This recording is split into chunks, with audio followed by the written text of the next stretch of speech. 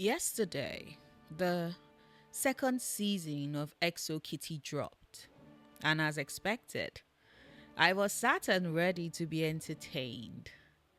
Kitty Song Covey as a character has owned my heart since the first time we got to meet her, which for me was in the pages of Jenny Han's best selling trilogy, To All the Boys I've Loved Before.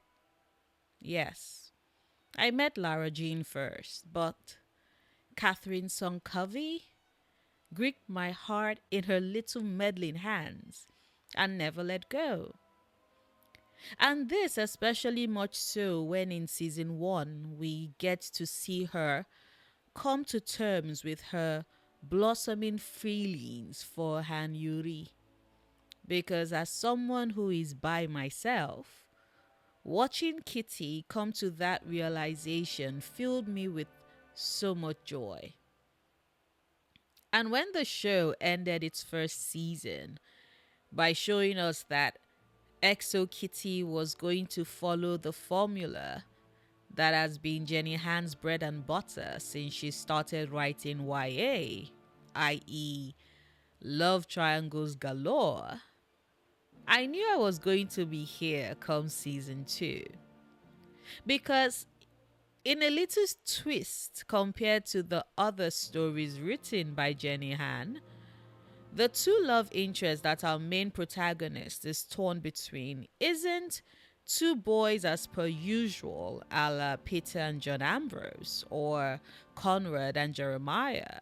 No.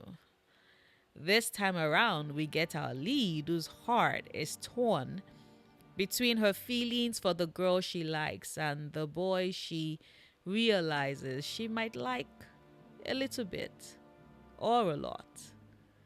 Han Yuri and Moon Min Ho, because Kitty Song Covey is bi. Now you're probably wondering why I keep repeating that. The fact that Kitty Song Covey is bi. Well, it's because a large part of the fandom or the internet seem to have forgotten that.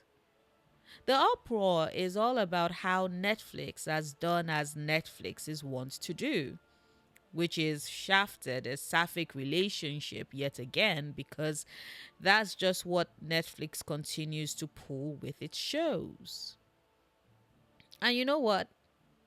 I get the outrage. I understand it. I agree with it wholeheartedly. Am I still pissed that we never got a second season of Everything Sucks? Yes. Yes, I am. Will I ever forgive Netflix for not giving me more of Kate and Emmeline? No, I will not. Is this me pushing for you to watch Everything Sucks if you haven't seen it yet? Yes. Yes, you should. Especially if you love the coming of age type story of Exo Kitty, where you have characters figuring out who they are and what they want, and having to discover their sexuality and identity in the midst of this growing pains and experience, then yes, Everything Sucks is just, it feels that itch so well. But this video isn't about Everything Sucks and Kate and Emmeline's story. It's about Kitty and the fact that Kitty is bi. And the fact that even though Kitty is bi, and we all knew that entering season 2, there has been quite the erasure of that fact in how fans are discussing the latest season on social media. And that just irks me. Because you see, when we say Bi-Erasure, we are not just talking about the media not reflecting the bi pansexual experience, because yes, this does apply to pansexual folks as well. No. When we say bi-erasure, we also refer to the erasure of the relationships that bi-pan folks are in, depending on what side of the divide you find yourself, i.e., Straight people erroneously assume that a bi person is in a gay or lesbian relationship if our partner presents with the same gender as we are. And other queer folks assume that we are in a heterosexual relationship if our partner is or presents as someone who is in the opposite gender as we are. There's no winning because either way, someone will make assumptions and erase that part of our identity that we are bisexual or pansexual. And I see this happening again with Kitty's song Covey. Because sure, I have thoughts, I have opinions, I have issues with how season 2 played out. Part of it, anyway. I see what the writers were going for, and I still had objections with some of the players and story arcs. For example, that entire bit with Stella could have been done and handled better. But Exo Kitty isn't a story that takes itself that seriously. It's meant to be tropey and fun and cute, and hopefully a gateway for people who are fascinated by what they've seen so far to check out Korean dramas and other Asian dramas. Or, if you love the sweetness of the sapphic relationships and want more because clearly the showrunners left us hanging, might I recommend Asian GLs, girls love dramas. If you want to start with something cute and sweet, Am I the Only One with Butterflies is an amazing short Korean web series that is fantastic and available on YouTube with subtitles. Or if you want something more spicy, I always recommend Gap the series, also available on YouTube with subtitles. I'll leave the link to both in the description bar. But back to Exo Kitty.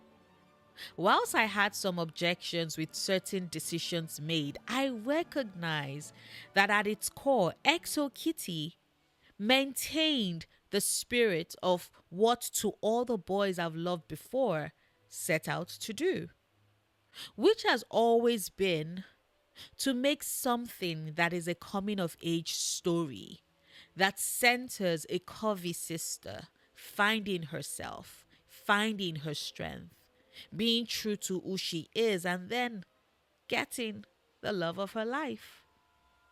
Of course, before she does that last bit, she's going to be a bit confused about who exactly that love is.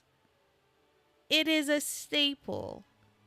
And I was not expecting any different with Exo Kitty, except that the show spun things around a bit with Kitty, who is given an even wider board to leap off of because she likes both girls and boys. And so her options are varied and wider. And yet, due to the anger with certain choices made in season 2, I have noticed quite the increase in the number of people that have been saying things like trying to downplay Kitty's feelings for Yuri as if they didn't establish last season it wasn't just a crush but love, and giving shit right into all their sapphic characters just to try to push their boring ass edge ship, like just embarrassing. Or the way they ruined 3 sapphic ships in the worst way possible only to push a straight ship. And I don't know why it needs to be repeated in the year 2025, but by the gods, I will do so as long as it needs to be said. A bi person in a relationship with someone of a gender that is opposite to how they choose to identify isn't in a straight relationship. That is not a heterosexual relationship.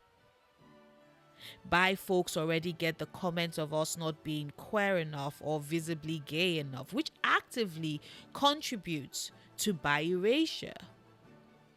But then things get even more complicated if a bi person happens to be in a relationship with someone who is of the opposite gender or presents as the opposite gender. Because then you not only have to juggle and deal with how you present yourself and are viewed within the community, there's also the part of your relationship being straight presenting. And that is a key word I need people to realize. There is a difference between making comments and statements about how a lot of bisexual relationships in media often fall towards straight presenting end games, which seemingly erases bi folks and our relationship from anyone looking from the outside in. And I understand that concern. It feels like studios and writers get to depict a bisexual character and get all that goodwill only for them to fall back into the safety net of, well, we can just have their end game be someone of the opposite gender so the more conservative audience can delude themselves into thinking the relationship is straight. Key word here being delude. Because ultimately, whoever the bi person ends up with, it does not negate the fact that they are bi. And so, therefore, that their relationship is inherently queer, no matter what it might look like from the outside. We use the word straight presenting for I-femme sapphic women who cannot be immediately seen at a glance as being gay. And we use masc for gay men who do not look outwardly gay and so can be mistaken for being hetero. We use these terms to show that things are not necessarily as they might appear. And you cannot judge a person's queerness based off of how you perceive them to be at first glance. So, why is it so hard to use that same terminology, to keep it in mind, to keep that energy when talking about bisexual relationships, especially within the community?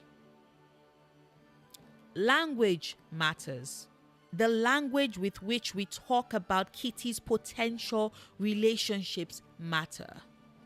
Whether Kitty's song Covey ends up with Yuri or Day or Minho or my personal fave, Pravina. God, Sasha Bershin is so hot. Whoever she ends up with, her relationship will still be beautifully queer. Not straight, not heterosexual, queer. And we need to keep that in mind and check ourselves. Because language like they did all of that to give us a straight romance negates Kitty's identity as a bisexual woman. And it also negates the clear journey of self-discovery and familial ties that is her focus for the season. Because Catherine's song Covey is a lot of things. She's a sister, she's a daughter, she's a friend, she's a cousin, she's a granddaughter, and she's also bisexual. And for a coming of age story like Exo Kitty, clearly the show wants to explore all of that. Will they do that against the backdrop of relationship drama and Kitty not sure of who she wants and constantly being tossed every which way by her heart and her hormones?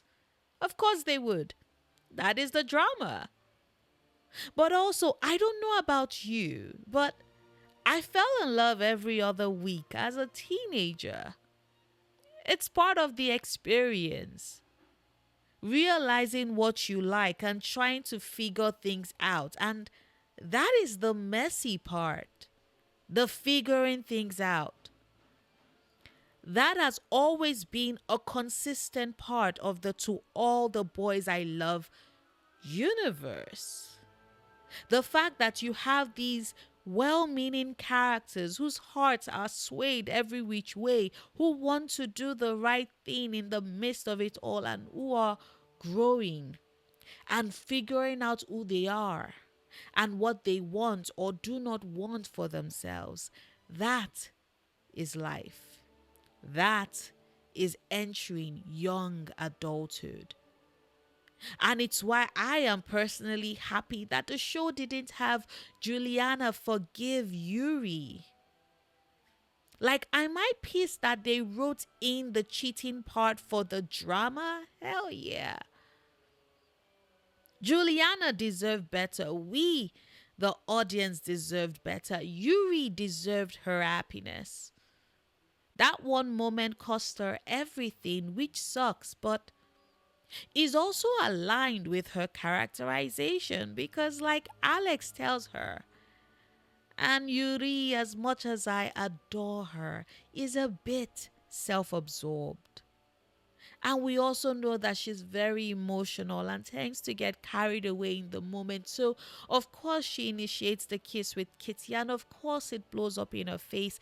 And now she's lost Juliana, but hey, if there's anything the books or the movies or this TV show has shown time and again, is that in this universe, you will always have another chance at love. And that who knows, maybe an old love that you thought was gone might find its way back to you. It's how life works. So, yes, let Kitty be messy. Let her fall in love over and over again. Let her discover who she wants, who she is, because I don't know if you missed it, but she is the star of the story. And Kitty, like the rest of her sisters, is more than just her relationship. Like, sure, it plays a crucial role and significant part of the story, but the song sisters are more than who they love. And whoever Kitty chooses in the end, she will still be bisexual. And her relationship will be queer. Whether it is sapphic or straight presenting. And we need to get the terminology right. Hit the like button if you enjoyed what I had to say. Drop a comment if you want to contribute to the conversation. Check out my Patreon if you want to support my content. And until the next video, do remember, obsessing over the things you love, perfectly valid coping mechanism.